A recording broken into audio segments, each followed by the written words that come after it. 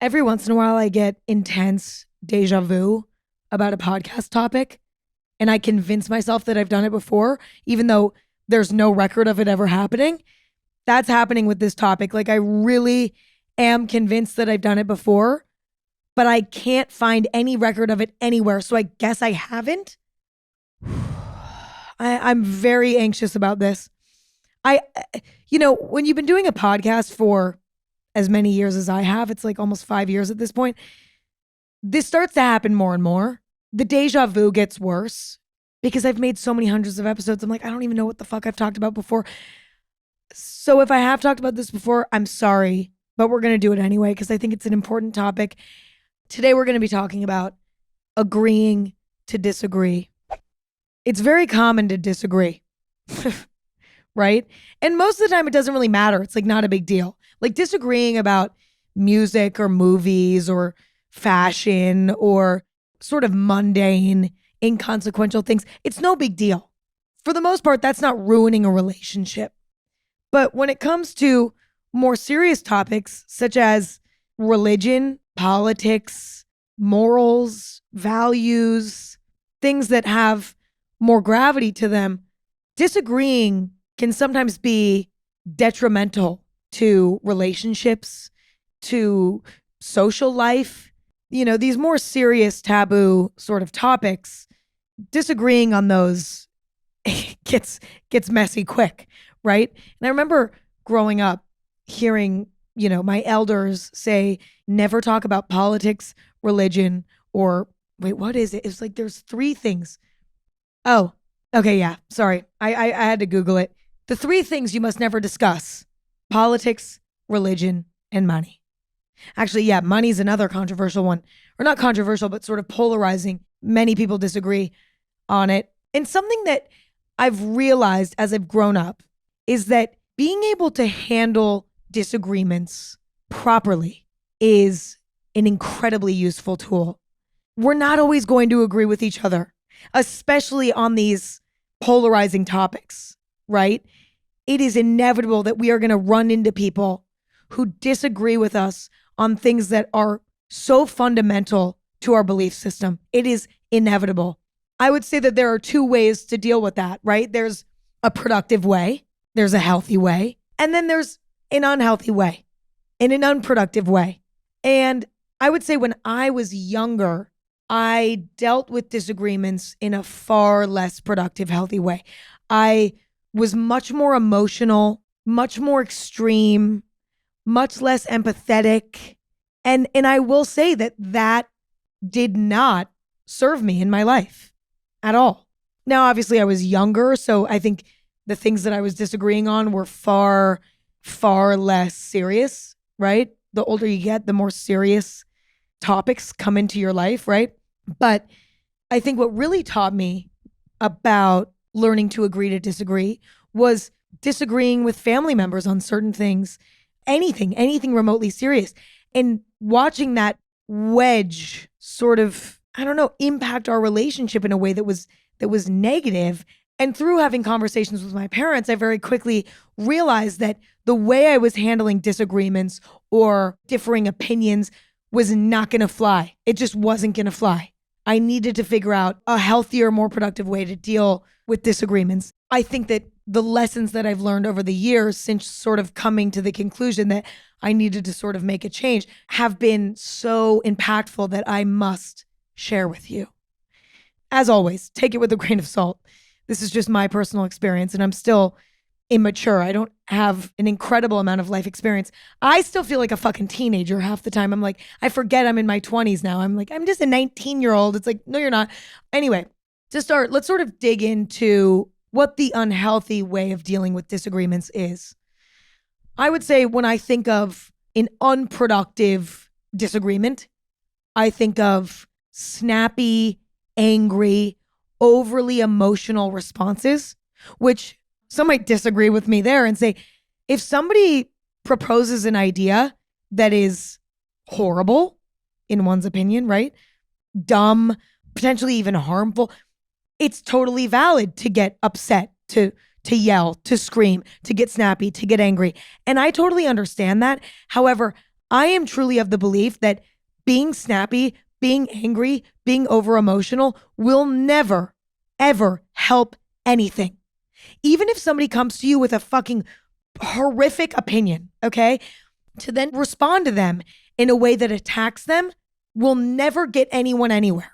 It stops a conversation in its tracks. It puts both parties on defense mode. And now the environment is no longer safe to learn. Okay, that just sounded like I farted, but it was my cat scratching my chair. I promise. If you heard that, that was not me farting, which I by the way, if I did fart, I would say it and I wouldn't even cut it out.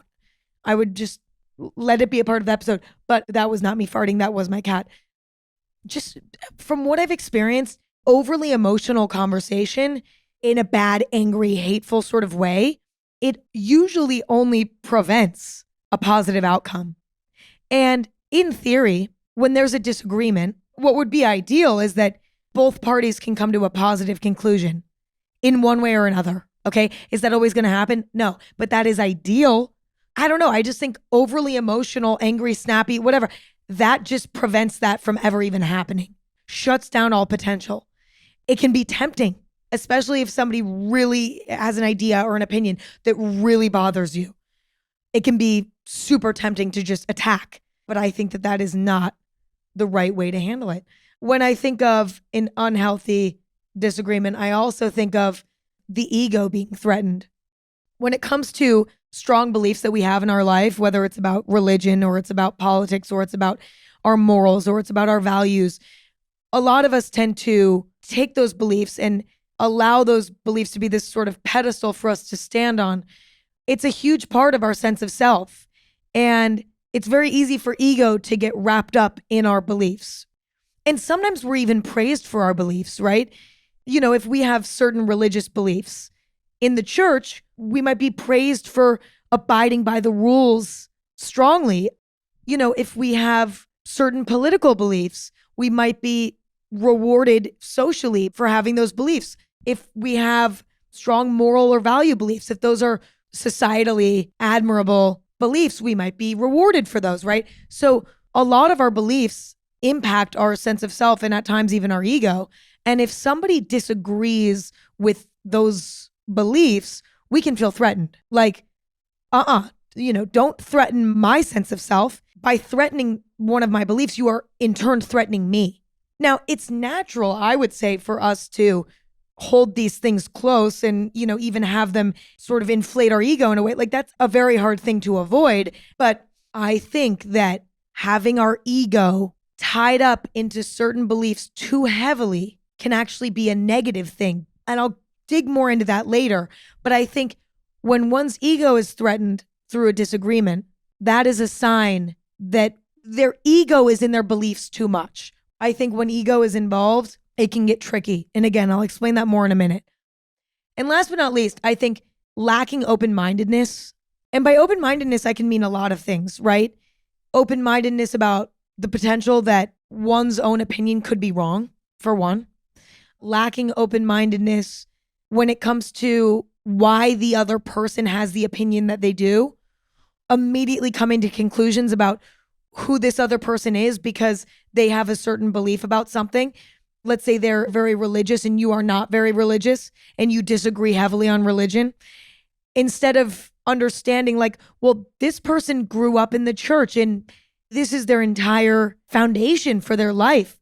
If you were to put yourself in their shoes, you would have the same beliefs as them.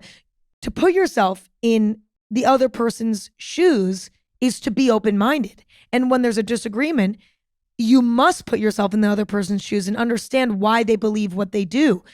That allows you to see the human in them and not just come to negative conclusions about who they are as a person, whether or not their opinions are right. You have to put yourself in their shoes. You have to hear them out. You have to be open-minded. And it can be really challenging when somebody presents an idea that to you seems absolutely ridiculous to say, you know what, let me take a step back and put myself in their shoes for a minute, even though I'm probably never going to even agree with them. I'm probably never going to see eye to eye with them. Let me just put myself in their shoes for a minute and understand why they believe what they do. To refuse to hear the other person out is, again, preventing the conversation from going in a positive direction. I think that this is an important topic, and I'm motivated to discuss it because I think it's really relevant today. I think that this immature, closed-minded way of handling disagreements is particularly popular right now. And here I go sounding like a fucking school teacher or something, or your parents or something, but I think it's because of the internet. I think because of the internet, many of us are emotionally stunted. And that's for obvious reasons. Number one, we lack face-to-face interaction. So much of our face-to-face interaction has been replaced by internet interaction. And we lack real life social skills because those social skills take a lot of practice. Let's say 40% of our social interaction has been replaced by internet interaction. We're now 40% worse in theory. This is a hypothesis. This is not a study. This is something that I'm just hypothesizing on. We're basically 40% worse at handling social interaction in my own theory, right? And I can say personally that I struggle with this. Like, I lack social skills that my elders have in my family, for example. It's far easier for them to handle uncomfortable social situations than it is for me. And I do not think that that is because I'm younger. I think that that is because I grew up on the internet. I think that they would be able to handle social situations at my age better than me because they did not grow up in the age of the internet. I am fully aware of that. And that is something that I'm actively working on improving because I hear stories about my elders in my life handling confrontation with friends, with loved ones, with their teachers when they were my age. And they had the courage to say things that I don't think I would. And I really, truly do believe that that's because I grew up in the age of the internet. Like, for example, growing up, when I wanted to tell a boy that I had a crush on them, I didn't have to do that in person. I could do that on Snapchat. You know what I'm saying? And now it's really challenging for me to confess vulnerable emotions to boys. Like, I'm getting better at it and I think I'm decent enough at it, but I would be far better at it if I didn't grow up in the age of the internet and I wasn't telling boys that I like them on Snapchat. I think that, plays a huge role in our stunted social skills. We're stunted emotionally. I also think too that the age of the internet allows us to sort of say whatever we want online, and we have protection. Like, we don't have to say it to anyone's face. You have to be much more fair in person than you do in real life. And I think a great example of that is something that I've experienced in my life where I'll go through phases where I'm getting a lot of hate comments online. People really do not like me for whatever reason. There's internet hate cycles, and I've been on the internet for a while now. And, there are phases when, for the most part, it feels like the internet doesn't like me. They think I'm annoying, or I've fallen out of favor. I fall in and out of favor as all public figures do. And what's interesting about that is that never, ever translates into real life. I never experience that in person. When I'm in a phase where I feel like maybe the internet likes me less, that doesn't mean that when I go to the grocery store and somebody comes up to me and says, "Oh my God, you're Emma, like, nice to meet you. Actually, I really don't like you anymore. I used to like you, but now I don't." That never happens. It doesn't translate into real life. Why? Because nobody would ever say that to your face. To leave a hate comment is fucking easy. To come up to me in person and say that you don't like me, that is really uncomfortable. Most people would never have the courage to do that. We now feel more comfortable with disagreeing in an unhealthy way because we can do it online if we want, and that protects us. And I also think too that there's a chance that people have weirdly grown a fondness for disagreement because of the internet, because it's not face to face, because it's easy. In a way, it's almost become a sport for some people. There's something satisfying about a nasty argument through the screen. People are excited by low stakes conflict. And when it's online, there's no need to resolve it because it's usually with another stranger online who you never need to worry about interacting with again. To sort of analyze it even further, I think at times it can even be rewarded. If you can start a fight about a disagreement on Twitter and get a bunch of retweets for it or get a bunch of likes for it, you're going to want to do it again. Because now, subconsciously, maybe even consciously, you're being told by the likes, the retweets, with the comments that are positive, whatever, that you disagreeing is a good thing in the way that you are. You disagreeing in a nasty sort of way, that's good. The internet is moralless, right? And you can get rewarded at times for handling things badly, doing the wrong thing. The rules are different online than they are in person. There's sort of no motivation to learn how to disagree healthily, you know? Learning how to agree to disagree is challenging. And I think the only thing that can motivate a person to learn how to do that is to have to do it in person when the stakes are higher and you're forced to look at the other human being in the face. So that sort of adds this complicated layer to things where, number one, it's safer to do it online. It's easier to do it online. But then number two, that's all you know. So then when you do have a disagreement in person, you're handling it the only way you know how, the way that you've been doing it on the internet, right? I don't know. That's not to say that the internet is the sole problem. I think that this is something that everyone struggles with regardless of the presence of the internet. I think our grandparents struggled with this as well. But I think that it was easier for them probably to overcome that challenge and get better at agreeing to disagree because they had to do it only face to face. And if you're doing it face to face all the time, I don't know, eventually you're like, this sucks. Like, I need to figure out a healthier way to do this. I don't know. Now, let's discuss why being unable to disagree productively is detrimental to one's well-being. To start, I think it can cause, in extreme cases, alienation. If you're somebody that really struggles with disagreeing with others, chances are you will really struggle to have people around you. If every time you disagree with someone, it turns into this explosive sort of toxic conversation, you're not somebody who's fun to be around. And again, I think it's inevitable that we're going to disagree with everyone on at least something. And so if you don't know how to handle that properly, who's left? You will become alienated. On top of that, I think it prevents you from learning new things from others. If you attack and get angry and get overly emotional every time you have a disagreement and you're closed-minded and it's your way or the highway, not only is it an unsafe space for you and this other person to share ideas and learn and maybe help each other become better people, but also, most importantly, I think you could prevent yourself from becoming a better person because chances are you're not right on everything. I can guarantee you I'm not right on everything. You're not right on everything. And every single person that I know and love is not right on everything. No one is.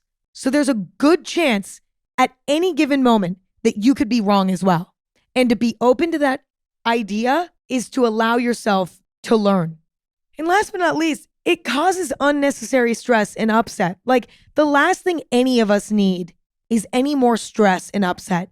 And I would argue that when it comes to disagreements, there is a healthy way to handle it, even if it's the most intense disagreements. And you can avoid a lot of stress, upset, and pain by learning how to do it in a healthy way. Stress and upset is not only just like bad because it sucks, right? It's also bad for our health. Fucks with our immune system and shit. It's not only is it emotionally unhealthy, but I would argue it's physically unhealthy as well. So let's discuss what I think the healthy way to disagree is. And no, it's not like being agreeable and saying, yeah, you know what? I actually think you're right, even when you don't agree. That's not healthy either. It's not completely avoiding confrontation altogether. I think it's a balance. I think finding a way to have rational, level-headed, open-minded conversation is obviously the key. I think even in heated moments, finding it in yourself to remain calm and collected and respectful. Because again, even if somebody's saying something that's fucking ridiculous, it gets you nowhere. It gets you nowhere and it gets them nowhere to explode and be loud and angry. It gets no one anywhere. So I think maintaining a level of healthy, calm conversation is important. And if the other person starts to explode at you, say, I don't want to have a conversation like this. I want to learn from you. I want you to learn from me. I want both of us to learn. Can we please have a productive, healthy, level-headed, open-minded conversation here? That is how we're both going to learn. Trying to be diplomatic with it, I think, is so powerful. But also, I think trying to remove your ego from your opinions is so impactful as well. Because by removing your ego from your beliefs and your opinions, you allow yourself to be fluid in your beliefs, right? If you're super rigid about your beliefs and you're like, these are my beliefs and they cannot change at all. This is the way that the world works. This is the way things are. This is who I am as a person. And there's no ifs, ands, or buts about it. Some people would say that that's a good thing. I actually don't think it is. I think it's far healthier to say, these are my beliefs and I believe them for a reason, but I'm open to building on my beliefs, improving my opinions, developing a stronger sense of self through evolving my beliefs. I think that that's far healthier. If you're fluid in your beliefs, it allows you to make the most of any sort of disagreement by either coming out of that conversation even firmer in your beliefs or come out of that conversation with a new perspective that makes your beliefs even stronger, but different. You can't clearly analyze what others are saying and edit your own beliefs if you're so rigid and so filled with ego that you're like a fucking brick, right? Don't be a brick in a disagreement. Be a river. With that being said, though, I do think it's important for you to be firm about what you think. Don't let the other person walk all over you. I'm not saying like be fluid, agree to everything that they say. No, it's good to be open in that way, but also you should still stand firm in areas where it intuitively feels right to stand firm. And it's very important for you to share your beliefs and listen to their beliefs and participate in a respectful debate. Like, disagreement is an incredible thing if you ensure that it's respectful. And listen, you both might share your opinions and you both might still disagree. And that's fine too. But I think at that point, you have to make a choice at the end of that conversation, how you choose to proceed. In the moment, you can agree to disagree and say, you know what? This is something that we're just never going to see eye to eye on, it seems. And that's okay. Let's let this go for right now. And depending on the gravity of the disagreement, the next steps may vary. You might decide to keep this person in your life and just avoid the topic that you disagree on. And that's okay. There are certain people in my life that I disagree with on shit. Nothing too serious necessarily. But, you know, even things that are mundane like music or even like career, like how I make choices in my career and some people disagree with how I do that, or, you know, I might disagree with their career values, whatever. And when we have conversations about these certain things, it doesn't go as planned, right? Because we don't tend to see eye to eye, but that's totally fine. We don't need to talk about those things and we can still be friends. We can still love each other if it's family. Like, I've learned that I don't need to see eye to eye on every single thing with every single person in my life. But there also are going to be times where you disagree with a person and you decide, you know what? I think I need to respectfully distance myself from this person. This disagreement is so detrimental to our relationship. The beliefs that we disagree on are so important to me that I can't have this person in my life anymore. And that's fine too. But I think that removing yourself from their life in a way that's respectful is the best way to handle it. And maybe there's another conversation that happens that's like, listen, I don't think that I can have you in my life and have this be a disagreement. But I do think that that should be the worst case scenario. I think for the most part, we should try our best to learn to agree to disagree and respect other people's ideas about things, because I think for the most part, it's harmless, right? Like if somebody has different religious beliefs to you, that's harmless. Like there are so many things that we can agree to disagree on. And I think that we should strive for it. That's all I got. Okay. That's all I got. I'm just telling you, try to agree to disagree. I think it can be a really beautiful thing. And I think we're all stubborn and we all want to be right because that feels good. But I think that there's so much value in learning to agree to disagree that I encourage you, and I also encourage myself constantly to be as thoughtful as I can about that. Anyway, that's all I have for today. Thank you all for listening and hanging out. I hope you enjoyed this. If you did, tune in Thursdays and Sundays, new episodes of Anything Goes. You can stream anywhere you get podcasts. Video episodes are exclusively on Spotify. Check Anything Goes out on social media at Anything Goes. Check out my coffee company, Chamberlain Coffee. You can order online, chamberlaincoffee.com. Or if you live in the US or Canada now, go pick us up in a store near you. Pick up coffee beans, our lattes in a can. Honestly, right now, I'm really loving the salted caramel oat milk latte in a can. So fucking good. My mom's also obsessed with it. She sends me a picture every time she's drinking one, which is like every day. She's like, having another one. I'm like, okay, thank you. She buys hers from Walmart, in case you were wondering. But anyway, we're in Target, we're in Walmart, we're in Sprouts, we're in Whole Foods. We're in so many retailers now. Go find us, pick us up, and let me know what you think. Oh yeah, and then last but not least, find me on social media at Emma Chamberlain, whatever, blah, blah, blah. Okay, I love you all. Thank you all for listening. It is always a pleasure hanging out, and I can't wait to talk to you in a few days. Okay, bye.